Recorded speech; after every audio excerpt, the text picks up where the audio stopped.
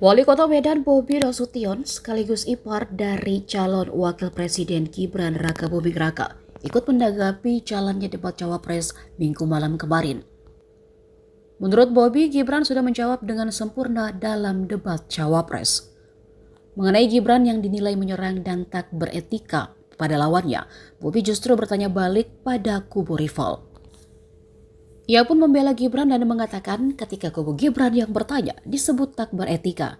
Sedangkan di saat kubu nomor urut 2 diserang, tim Prabowo Gibran diam-diam saja. Dikatakan Bobi, jawaban Gibran sudah sesuai dengan tema debat. Sebab itulah yang namanya debat. Jika ingin santai, silaturahmi namanya.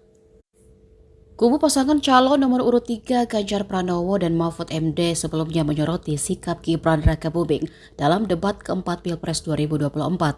Gibran disebut seolah melecehkan dan tidak sopan kepada yang lebih tua, terkhusus kepada Mahfud MD yang dikenal sebagai seorang profesor. Download Tribun X sekarang, menghadirkan lokal menjadi Indonesia.